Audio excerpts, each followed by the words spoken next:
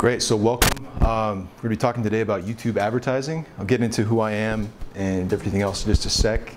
But just want to get a quick show of hands here. Who here is running Facebook ads or has run Facebook ads for their business? Okay, quite a few people. Cool, cool. So just want a quick thought experiment here. Imagine if you could, let's say, maybe this has already happened to you. It's definitely happened to me. You log into your Facebook ad account one day and you see that your entire account has been disapproved and you can no longer make ads. Has that happened to anyone here? Okay, okay. So imagine if you had you couldn't run Facebook ads, what would you do? Do you have an alternative, or, is that your sole source of getting customers? Just a thought experiment. You can try to use Instagram. Okay.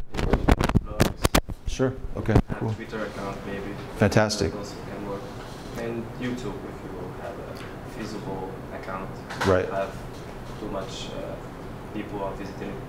Gotcha. So great. Yeah, good to have options. So today I want to present a really great option for people to diversify your traffic, which is YouTube advertising. Okay. So we're going to talk about how to use YouTube ads to basically take something that's already working on Facebook and basically add another traffic source to your business so you can acquire more leads and customers and grow your business independent of what may or may not happen on Facebook.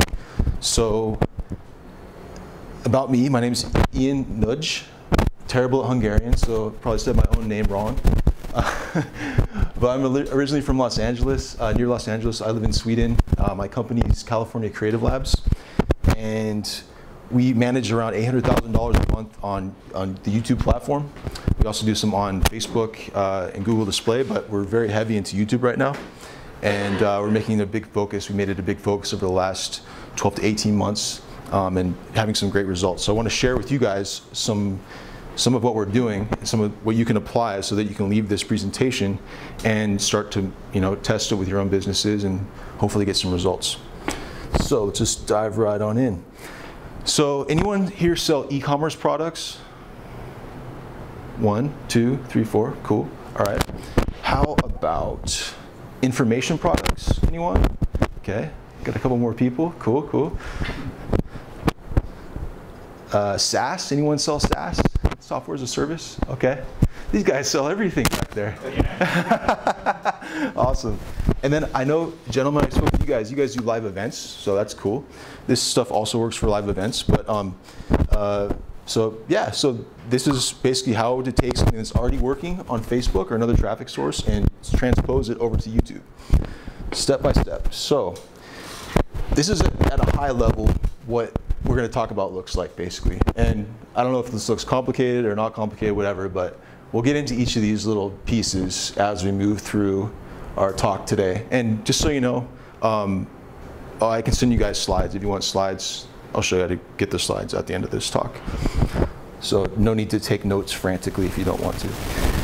But first, so why advertise at all on YouTube? So that's a good question, right? Because there's only so many hours in the day, and you know what, we like to make money. We're not, we don't like to, there's other things we'd rather be doing than sitting on an ad platform all day if it's not giving us a good ROI on our investment time and effort.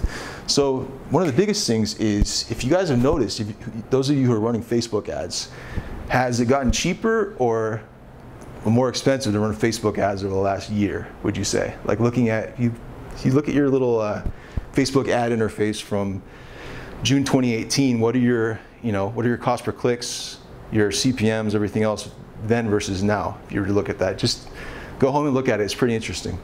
And maybe you're an outlier who's seeing better performance and cheaper engagement across the board. But for me and for most people, there's an issue, which is Facebook. There's only so many times you want to log into Facebook and see an ad, right? Before you go, you know what, Facebook, I'm done with you.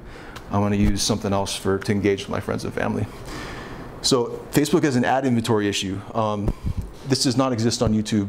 YouTube, you have 300 hours of content being uploaded to YouTube every minute. So massive amount of content being added all the time.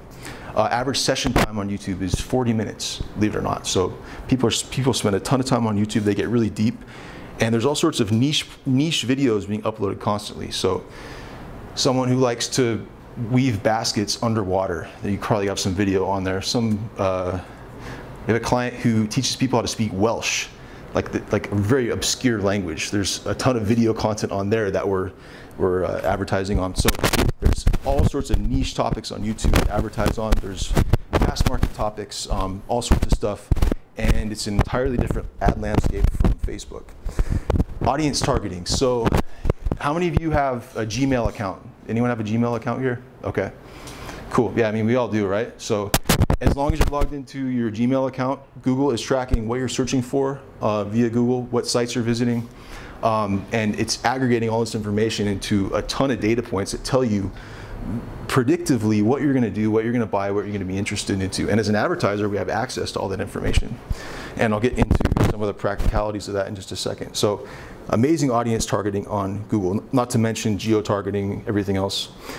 Scaling potential. I mean, if you have a business and you're trying to scale it, if it's something that is that you offer to many people and is scalable in and of itself, I mean, the Google properties are fantastic for that. You have just if it's on the internet, Google has its arms in it, so you can show ads pretty much anywhere to anyone and at vast scale. So it's fantastic, and it's important for us. It's still really kind of early phase for a lot of people. A lot of people are not using YouTube right now for ads. I mean, just think about this. Your competitors.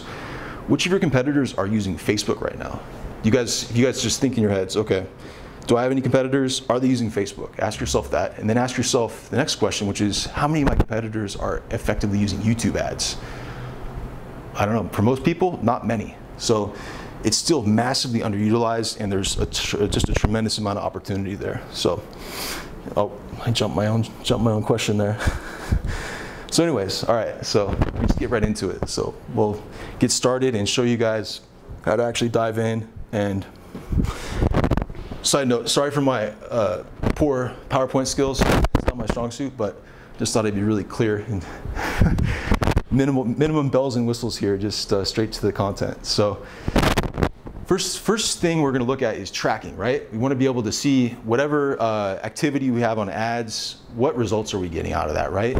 So obviously you want to have your tracking set up. So you want to know what events are happening where in your funnel. So if you have Facebook, you have your Facebook pixel firing, you have your Facebook, custom conversions firing. Basically, we're just going to go ahead and we're going to basically track the same events that you're doing on Facebook, maybe with some slight modifications, but using your Google Ads tracking. And you can log into YouTube, and there's tons of tutorials if this is something that you haven't done yet.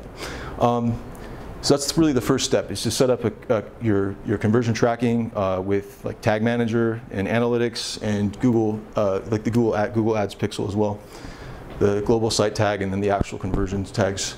You can find all that stuff on YouTube. There's like Measure School is a good channel, for instance. Anyways, this is really important. This is changing rapidly, but you want to tell Google which conversion to optimize around, because you need to give it a goal, basically. And the way you do that is, this is changing, so this information may be slightly out of date in about, I don't know, like 3 months. But for most accounts, this is how we would do it.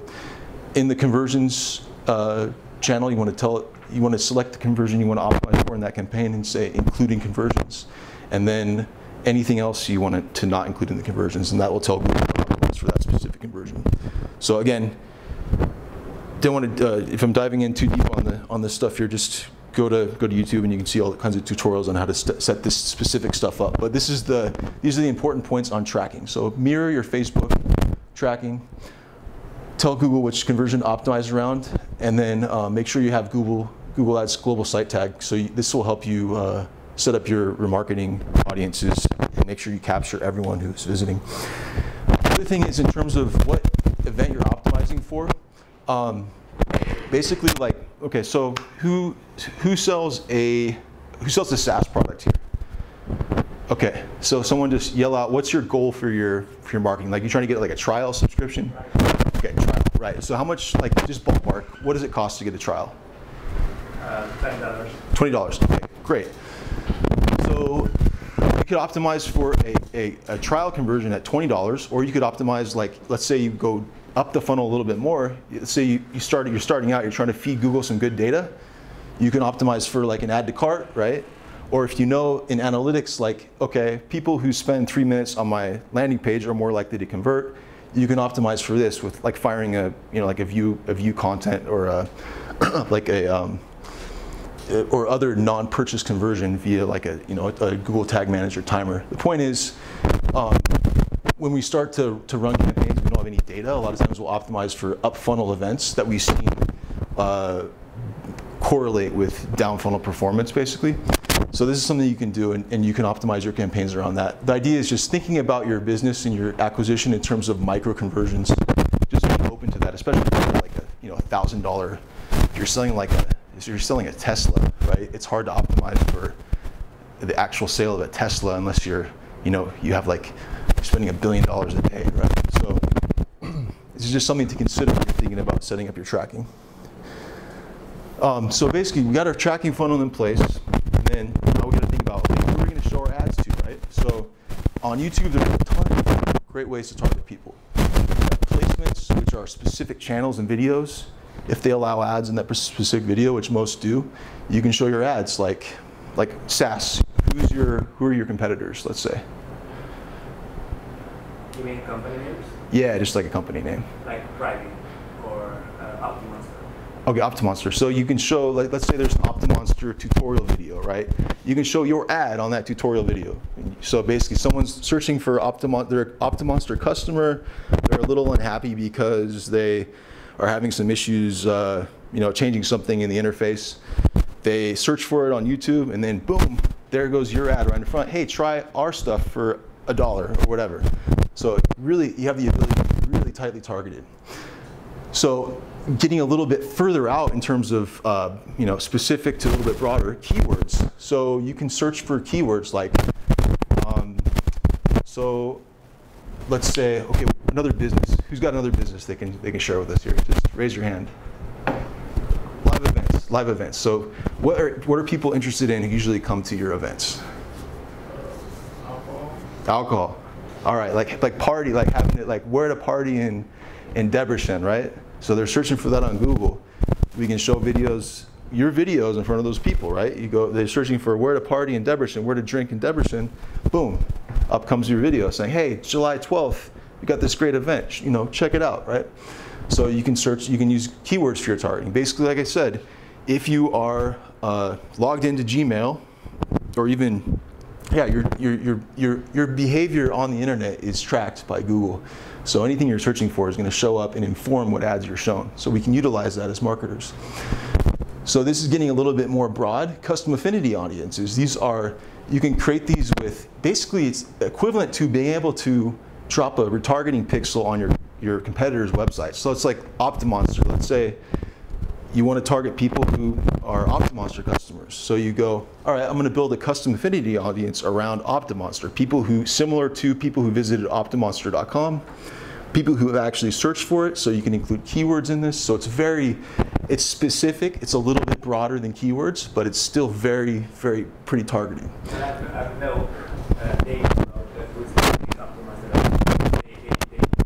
Yeah, Google does though. So you tap into Google. So Google is the sort of intermediary between that. So you're. I can target my competitors with that? Yes, exactly. Yeah.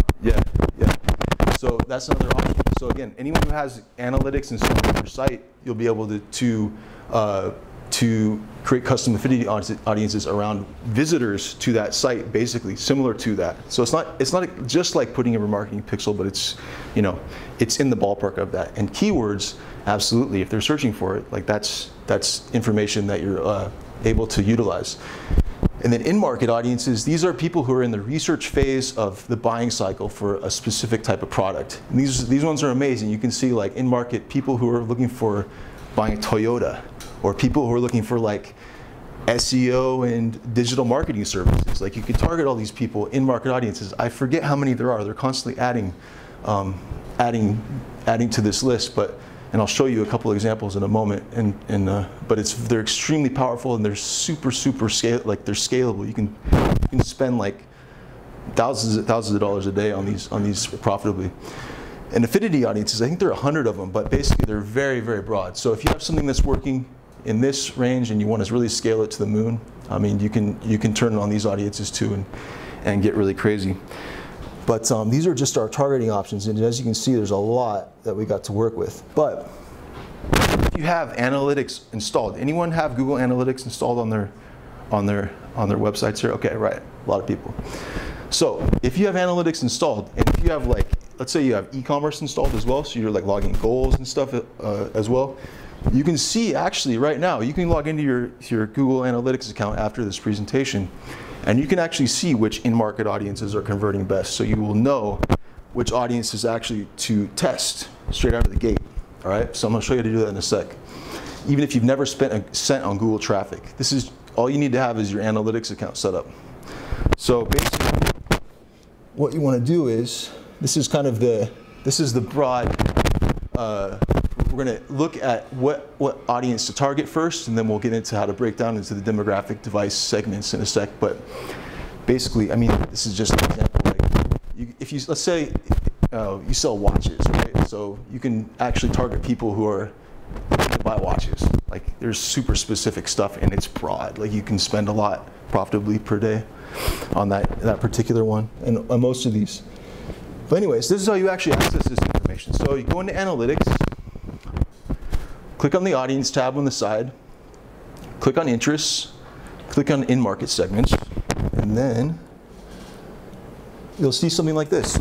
So these are in-market segments. So you can see, like, this is a client where you have these pretty broad ones like employment, home and garden decor, employment, career consulting services. But check this out, all right? So over here, our goals set up. Look at the conversion rates for, like, these ones, like 4 point something, 4 point something, 4 point something, and then all of a sudden, we have business services and advertising and marketing services, 8.09% conversion rate. So almost double what we're seeing on our other in-market. So look at that. Let's use this. Let's grab this and target, throw some ads at this audience here, right? So you'll see this. You'll log into your analytics account and you'll see this kind of information.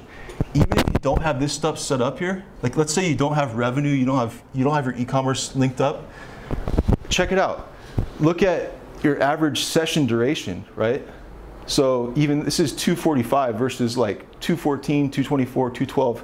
You can use, again, your sort of micro conversion analysis here. You can see how much time are people spending on the site. These people are spending a significant amount more time on the site than these other people. So that's, even if you don't have this set up, you can still look and really assess, you know, who your best customers might be using just logging in and seeing these in-market segments. So I'd invite you guys to do that when you get a chance. So when you click on one of these things, like this one is clicked on here, you can get into the actual gender and age demographic breakdowns. So not any enormous differences here, but you can see still like 18 to 24 are not converting as well as the other segments. So maybe we won't target these people at all. Male and female. Men are converting much better than women on this particular offer. So something to think about. And this will all factor into how we actually set up the campaigns in a sec. So the way we do it is on the ad group level, we basically take, let me go back to this. So basically, each campaign we're targeting one audience, so in this case an in-market audience, and then we look at the data and we look at what are our best gender and age segments, and then we have each ad group is going to be targeting that age and gender segment and a particular platform, desktop or mobile. So one audience, we like to isolate stuff. So one audience per campaign, and then we want to break down the ad groups into specific device, gender, and age demographics. And this allows us to really see what's working and what's not working. So we got our ad groups all set up there, and then we see like this one is performing poorly. One of these is performing poorly, which usually means like if we spend like 3 to 5x our target like cost per acquisition, what have you, and it's not meeting our KPI, our key performance Okay, what's the I stand for? KPI? Indicator, exactly. So it's not hitting our KPI, then we just pause it. So and then all of our ad spend is going to be directed at our best performing device demo segments. So anyways, that's sort of a nutshell on the targeting. Any questions on that so far? Okay, so this is actually the most important thing. Next step, which is the creative. So we've been telling stories, people have been telling stories to each other as long as people have existed. So as humans, we are hardwired to respond to stories told in the midst of humans, like seeing people's faces, hearing their voices. Video is so powerful for compelling people to action and influence. So this is by far the most important element. Just want to emphasize that. And the good news is, if you are thinking that, oh, I can make a video now, and but I'm not, like, I don't have a production studio or whatever, I'll show, at the end of this, I'll show you a couple of videos that are profitable at 5 figures a day of spend, shot with an iPhone. Like, you don't have to have a production studio. If you do, fantastic. But in terms of testing, like, you can get a bunch of ideas created with just an iPhone or even a screen cam on your laptop and get up and running. So this is one thing I want to emphasize. Don't worry if you don't have this technology. I don't have my phone on me. Technology in our iPhones or your Android or whatever, it's so powerful right now. Like the mic, the camera, it's insane. Like, you don't need much more than that to get off the ground. So with that in mind, out of the gates, we're going to be testing around at least 3 to 5 minute top of funnel videos. Right? I'm going to get into how to structure all this in a sec. But the idea being, we want to take the quickest path to action and get stuff up and running so that we can start testing and seeing what actually resonates with our audiences. So this is sort of the idea is we want to have different video, different messaging for people depending on where they are in terms of their awareness of our products, right? So someone who's totally unaware, they're going to see something different than someone who's already viewed our stuff, clicked on our stuff, or even, say, gone through and actually added our stuff to the cart, or what have you. They're going to see different messaging. So this is just kind of an overview of how that looks. As you guys may or may not know, on YouTube, if someone views 30 or more seconds of your video, you can remarket to them. So they are added to an audience that you can then remarket to. So this is basically, these are steps in the sort of awareness funnel, but they're also steps in terms of our remarketing capabilities. So this is sort of the highest level of the most broadest remarketing bucket here is this viewer bucket, so over 30 seconds. So we have videos for top of funnel, which is users that have never interacted with the brand. Middle of funnel, which is users who have had some interaction, and bottom of funnel, users who are very close to buying, but maybe just need a little bit of a nudge. So basically, we're going to walk through the most important, which is the top of funnel video, the video that people see their first contact with your brand, with your company. They're browsing YouTube, watching whatever it may be, and then boom, you show this video to them. So you have a very limited window. You got 5 seconds. You guys know you're watching something. You want to skip that ad fast, right? But you got 5 seconds to grab their attention and get them to actually pay attention to what it is that you're saying. So most important is grabbing attention. Next, introducing the problem, giving credibility, so making people understand that you're someone who can be trusted, offering a solution, and giving a clear call to action. This is the overall structure. So there's good elements to keep in mind, and any good top of funnel video will have these in some form. But in terms of just to give you guys a little bit more step-by-step details, this is one formula that works pretty well. So first 5 seconds, you want to have a really strong pattern interrupt, all right? So like I said, these first 5 seconds are crucial to get someone to actually pay attention and stop and not click that skip ad button. So catching their attention is super strong with something super strong. So I'll show you a couple examples at the end here, but basically using props. So I have there's one video I'll show you where the person is burning something. So it's like, what is this? It's odd, right? Or this is sort of like a really broad framework you can use. What does X, like, what does this like toad in my hands here have to do with, losing weight? Like something super random like that. People are going to be like, what? So you catch their attention in that first 5 seconds. And then you're on to the next phrase, which is actually disqualifying people. So here's the thing. On YouTube, for in-stream ads, you only pay for the ad when someone watches 30 or more seconds of the video or they click. So we don't, if someone's not our target audience, we don't want to pay for them. So we want to get them, after that first 5 seconds, we want to get them off that video. So they're just, you know, they're out. They're not someone we want to show more ads to, that not someone we want to spend any more money on.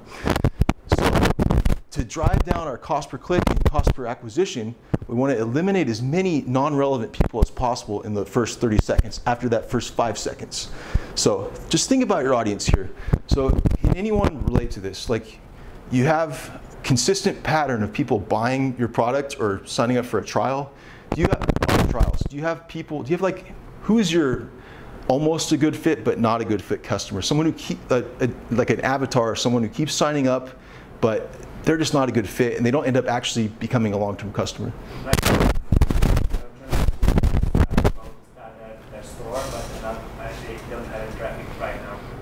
Got it. They will be a good customer later on, but right now. Got it. Right now they're not a good fit. No, so this is where you want to call them out in the first 30 seconds, after the first 5 seconds, the first 30 seconds, and say, hey, look, if you're an e-commerce, if you have an e-commerce business, but you haven't reached the level of traffic yet, this is not for you.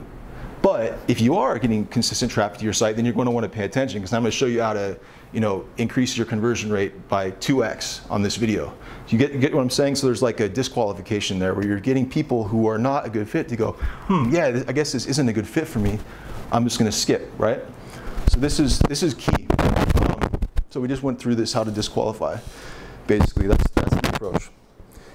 And then the next phase is really the hero's journey. So like I said, stories are powerful, right? So this general framework, I started here with this problem until I discovered this solution, and now, you know, check me out, right? I've been able to solve this sort of hero's journey in a nutshell. And this is where you build rapport and authority. Basically, rapport, you know, you understand where someone's at, and authority, you understand where they're at because you were there and you were able to overcome it because of whatever it is that you happen to be sharing with them, you know, whether it's a product or some other kind of message, whatever the case may be. So this is really important. This is the sort of human element. And it doesn't have to be like face-to-face. Face-to-face is great, but there's a watch video I'll show with you where they do this really well. I've seen some SaaS companies do this really well, so it doesn't have to be like, it can be the story of the company. It doesn't have to be the story of an individual, so just so you know. But the idea is really making it human here, so there's a connection. That's really what's powerful about video.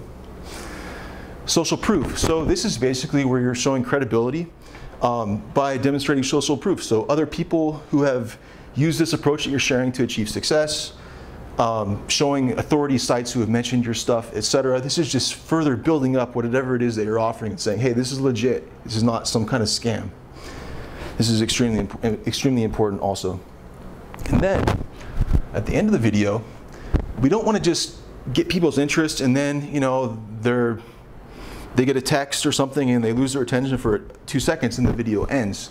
We want to have a prolonged CTA, call to action, where they have a chance to actually engage with the ad, click through to whatever site you're sending them to, and then take action and actually purchase your product or whatever whatever other goal you have. So in this case, you know, you probably have a bunch of benefits, features and benefits on the page you're driving them to anyways. This is just a good chance to really illustrate all the great things that your product provides to people in this phase. And then that's the top of funnel video format. So basically, this is what we just described right here. So attention, problem, creation story, solution, call to action, those elements. And there's different pathways people take, right? So let's say they view your video, but they didn't click through, right? So they're interested enough, they were not disqualified, but they didn't click through. So we're gonna show them some social proof videos for 30 days. Show them some other people using this product, just short clips. Hey, I know I tried the software out and my conversion rate just went crazy, and etc.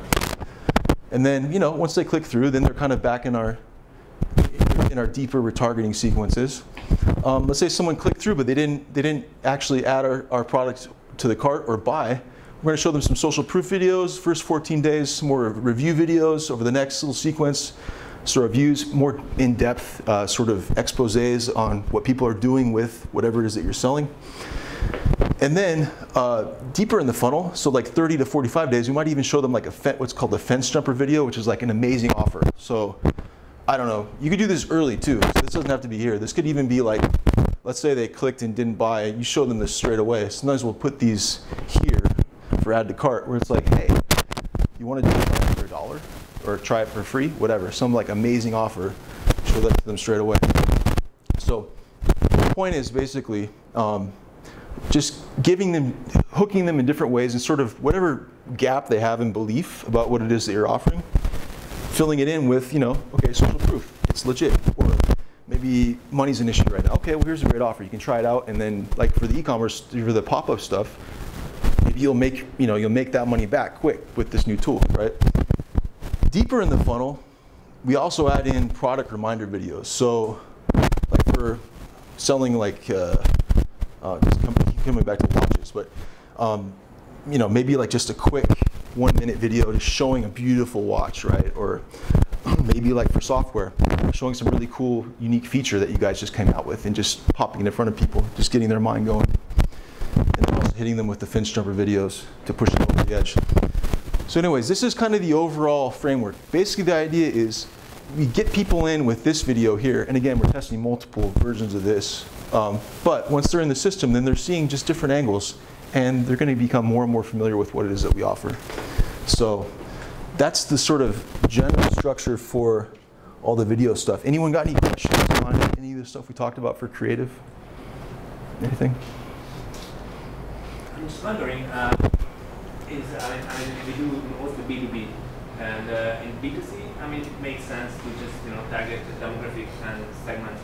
But in B2B, I mean, most of our customers, when they use YouTube, they are just watching, I don't know, listening to some music, or maybe their kids are playing on their iPhones, or something like that. And it's rather rare that they actually consume B2B content on YouTube. So is it possible that we target these potential customers when they are just consuming the right type of YouTube videos? So for example, if somebody is looking at an Optimonster tutorial, it makes sense to disrupt them. But if they are just listening to some music, it usually just pisses them off. So yeah, totally. I mean, what we usually do is we set frequency capping on all this stuff, so that you're only showing, say, to let's say like three, 4 impressions a week to someone who's engaged, and hopefully, I'm sure maybe you guys have experienced this, where some companies were targeting you, like you're seeing literally hundreds of their ads, like day after day after day. I mean, that's usually not effective. So the frequency capping takes care of a lot of that. That's one aspect. And what you bring up is another good point, which is really relevancy, right? So like for the top of funnel stuff, I would say for B2B especially, like the affinity stuff can work, but that is more B2C, I would say. But the B2B stuff that's really strong is for the remarketing. So remarketing, and then also very, very specific keyword stuff like you're saying, custom affinity as well, that can be really strong for top of funnel. So that's usually how we would address something like that. But yeah, it's true. I mean, it's just a fact that if you say have kids and you're gonna put on Dora the Explorer on your iPad and hand it to your daughter, it's like she might be seeing some SaaS ads in the mix, yeah, exactly, right? But yeah, so I mean, we just try to take apply as many best practices as we can to avoid that, but it's going to inevitably happen, unfortunately. So. Targeting like our competitors, it's more like custom audience in Facebook ads. So it's like it just based on demographics, it creates some similar persona, right? Mm-hmm. And it targets these persona.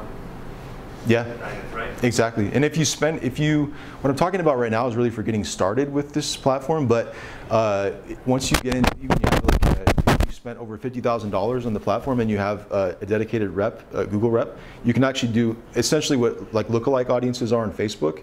They're called similar to audiences, where you upload a list of customers to Google and you say, Google, go find me more people like this, and then you have that audience to play with too, and those are extremely powerful.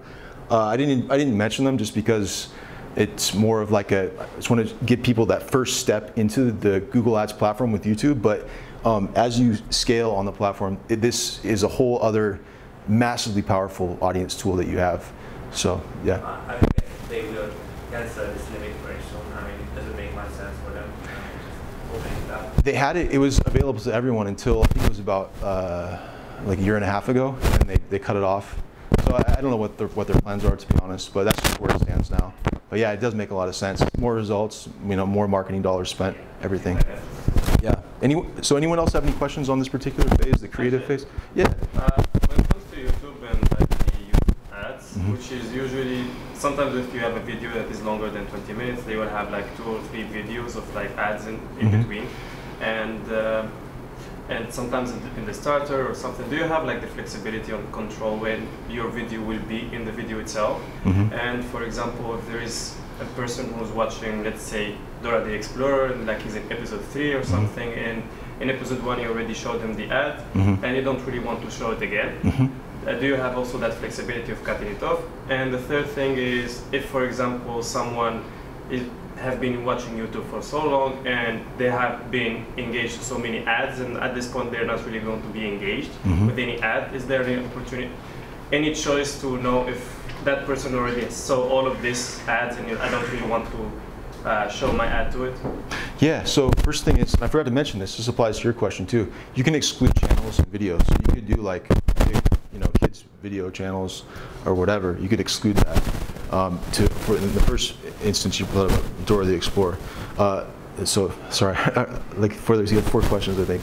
Okay, so then there was another one about, can you control where in the long video your video shows up? Yes, in a sense, by how you bid.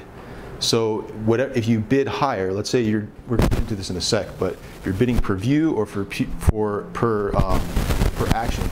Basically, the higher you bid, the better placement your video is going to have. So wherever Google sees the best performance, it will place your video there, according to the bid that you select.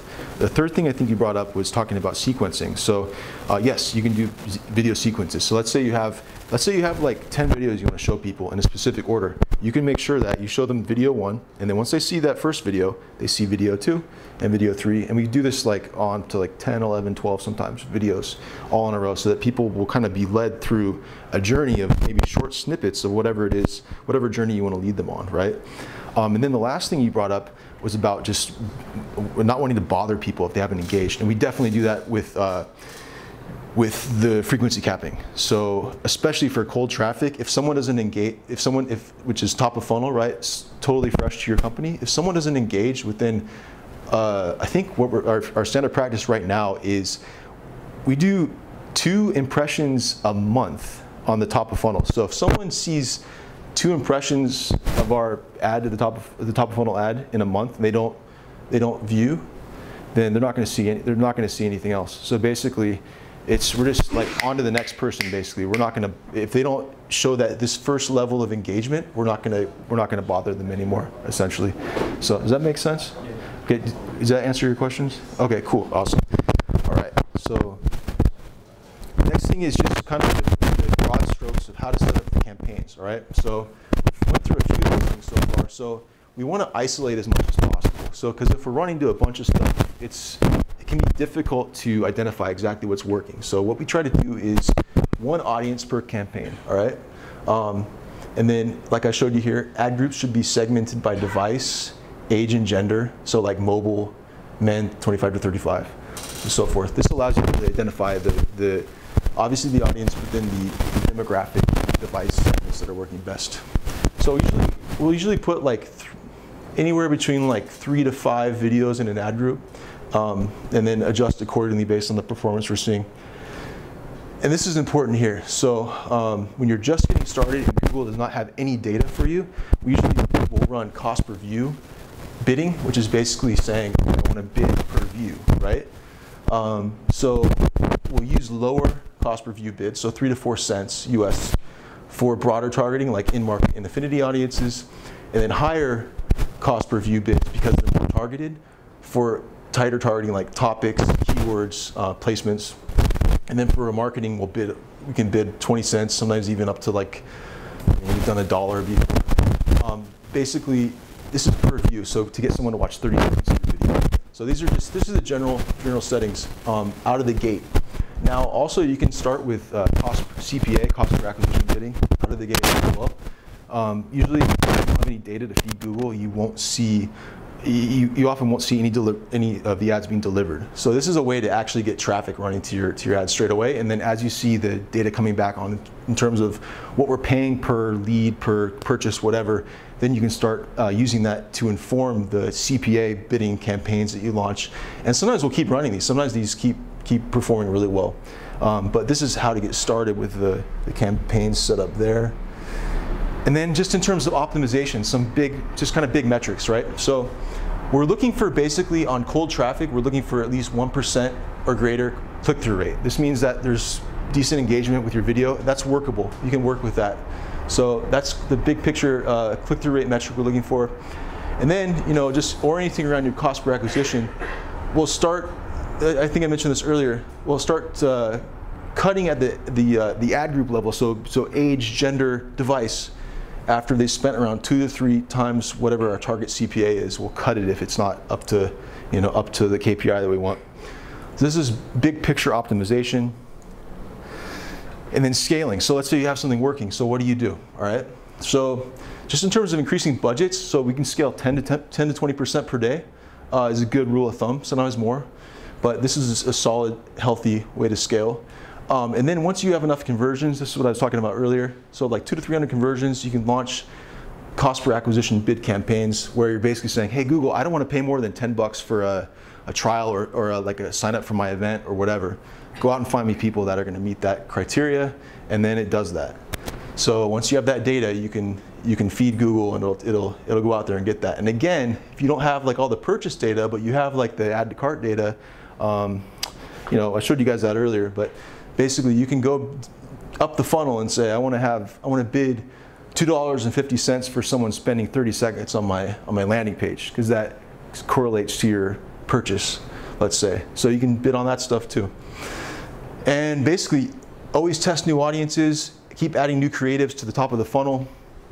And that's basically, I mean, it's very, very simplified, but that's basically how you scale. And that's how, and that's basically how it's done. That's the kind of overview. Lead magnet, and the actual buyer, we can target another videos to buy more expensive for that. Yeah, I mean, you could do it on Facebook or any other platform as well. It's just, I don't think it's a, yeah, I mean, I think it would be marginally more expensive to acquire someone on YouTube. But again, it's not, you just have to test it. It could be cheaper, it could be, but the issue is offer structure. Someone who buys a light bulb is a really good candidate to buy everything else that you guys sell. So I would just want to make sure that they're getting a lot of messaging from the company about these other cool stuff that is available to purchase, essentially. So that's my comments on that, at least. What kind of products? I'm sorry. All sorts of stuff. So anything from like, courses that teach people how to like quit their job and build a consulting business. We have we got some stuff I can't talk about, but like a lot of like luxury items. So like wearables, stuff like that. Fitness products, information products, e-commerce products. We haven't done any live events, but I know people who have. We may have a client soon doing that. But YouTube can be very powerful for that, as can Facebook. SaaS, so yeah. And did you try advertising them on YouTube? Yeah, all those are YouTube, yeah. And which is the best? Which industry can use the YouTube ads? Which industry? Yeah.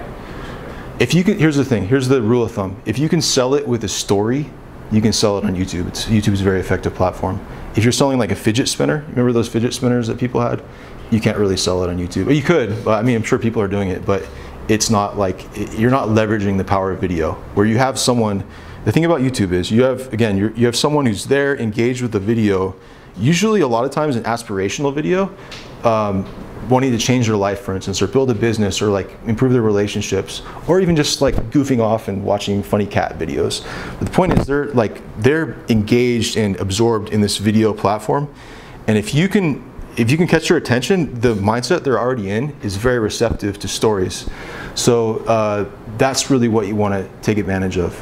So it's just, I know it's kind of a vague answer, but I'll give you an example. So one client, they sell these inspirational posters you have on the wall. Have you seen those? Like, I think you guys have some here. Yeah. So there's this guy in the US, he's got these inspirational posters, and they're pretty generic. Like, they're not, you could go to any store and probably find the quotes. But the thing that's been successful for him is basically he talks about it in terms of his family and like what these quotes mean for his family. So the videos are all about, like, reminding him of how important it is to spend quality time with his kids or his wife or that kind of thing. So it's, if you can weave a story into whatever product you're selling, then it's very powerful. Facebook is more of a, it's a different, and the videos that work on Facebook are different. They can work on both platforms, but Facebook is more of like, catch your attention and get a quick, you're in sort of a quick hit mode on Facebook. YouTube is a deeper, kind of in a deeper, your brain, I'm not a neurologist, but there's like alpha, beta, theta, brainwave states, right? So YouTube is sort of like a level deeper, sort of like almost in a kind of meditative absorption type situation. So you got to take advantage of that, and assuming you're selling stuff that's helping people, make sure that you use that mind state they're already in to really make a connection. So, does that make sense? Yeah. Okay. Yeah. I have a question. So, you mentioned a couple of details which seem to contradict Sure. themselves. They might have. I might. Yeah. So you started your presentation with saying that it's easier to advertise on YouTube compared to Facebook because it's cheaper. Yeah. Yeah, and most probably your competitors are not present or not as strongly present Sure. on YouTube compared to Facebook. Right? And Chopper had a question, and you mentioned that it's 15 to 20% more expensive, the cost per lead, but the upside is the lifetime value is going to be higher, right? So isn't it a bit contradictional? So that it's cheaper to advertise on YouTube, then I'm saying the leads are more expensive. Yeah. I mean, so here's the thing. So the first thing is I said it was easier to advertise. If I said that, that's not true. It's always hard to find something that works on whatever app platform you're advertising on, right? It's always hard to find something that works. I will say this though, it's not going to get any cheaper than it is now. That's the thing. So if you look at Facebook 5 years ago, where you had that ad load, that sort of advertiser presence, it's not cheaper now than it was then. Same thing is going to be on YouTube. Like, even though the ad inventory is increasing, more and more people are getting on there. So my point is really, the take home is, if you're not doing it now and you think that, something that you want to expand and you want to diversify, then now is as good a time as any to do it. It's like planting a tree. Like, when's the best time to plant a tree? It's like 10 years ago. Second best time, today, right? So that's the first thing. So, and I don't want to mislead on it being magically cheaper. That's what I've seen, is it's ballpark 10 to 15% more expensive to acquire a lead. Cost per acquisition, it just varies, to be honest. But usually, again, your mileage may vary. Usually you'll see better lifetime value on YouTube. That's what we've seen. So I would say, even if, I don't know, what the breakaway point would be, but for me, I'm always interested in having redundancy, right? So I don't want to be totally dependent on Zuckerberg, right? I don't want to be totally dependent on Sergey Brin. I want to have as many irons in the fire as possible. So, and depending on your offer, like, this is totally on a case-by-case basis. That's just like what I've seen. And some people only advertise on YouTube and they crush it, right? So any kind of metric I mentioned, especially comparing Facebook to YouTube, is totally just meant to illustrate the fact that they're different platforms, and whatever it is that you're offering, it's gonna performance will be different on each of them. But I can tell you, if you've already found a market on Facebook and you're already able to sell to them on Facebook, and you can sell it with story, then I really think that YouTube is a strong candidate for an ad platform that you can scale with because there's a lot of like volume available there. So so I apologize if I like with the metrics, you know, misled or anything like that. But that's basically what I was the gist of what I was trying to get across. Okay, cool. Yeah, absolutely, yeah. Do you do any like mixed channel advertisement campaigns, like let's top of the funnel on Facebook, for example, and remarketing on YouTube or something like that? Absolutely, yeah. So one thing that we've done a fair bit of experimentation with recently is, so Google Display, very cheap clicks, right? Problem is, can be very untargeted. So you get a large volume of clicks. The problem is making sure that you're not just paying for a bunch of junk, right? So one thing you can do, if you have videos on Facebook, for instance, you know, if you have a Facebook video, you can remarket based on how much video they watched, right? So you can do this also with APIs for like Wistia and other video platforms. So what you can do is you can drive traffic with GDN, which is super cheap, to a page with a video, and then say you fire a view content Facebook picks event like 50% of the video, or maybe like 75% into the video, and then you retarget those people on Facebook. Like you can do that too, to get sort of filter out all that bad traffic. So, I mean, I don't have any significant data to report like in terms of a case study on that right now, but that's just one idea I would suggest, for instance. Just like traffic arbitrage, basically. You can do the same thing with native ads too, where you get cheaper clicks. Yeah, there's just a few ideas, but absolutely like cross-platforms, the way to go. Again, just diversifying, lots of irons in the fire, essentially. So, yeah. Yes? Quick question about what you have that time on site. Do you mean like your YouTube site or like your own website? Unfortunately, right now, the way that YouTube works, you can only, someone who watches 30 seconds, you grab that, someone is retargetable as a video viewer. That's the only sort of differentiation on the YouTube platform.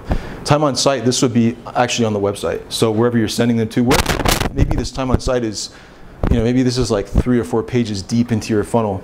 The point is like some other conversion based on how much time they spend on a particular page that's you've determined to be valuable.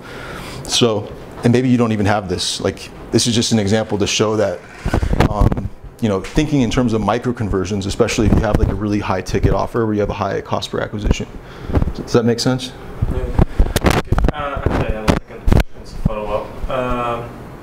So most of what you're saying is like the video pop-ups that comes on your YouTube video when you watch it, but now there is like the ad blockers, so most of your content will not be shown. So I was thinking in the back of my head how you can actually overcome that. So technically, if you have your own YouTube page where you can upload your own website, like your own videos and these kind of things, and you will have a ton of people who come and see it, and I think that's cheaper if you're not really going to market it.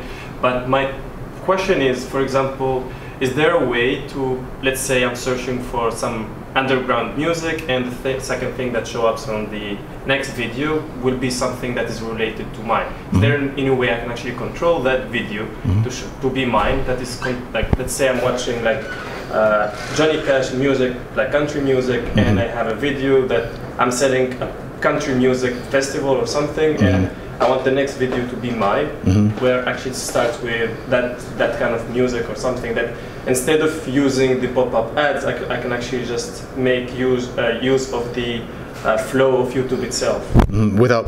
But you're saying, assuming with an ad blocker, you're saying? Assuming that there is like an ad blocker or something, so I can actually overcome it and make sure that my videos are actually shown. And if it is cost effective, because most probably you need to pay for it, I think.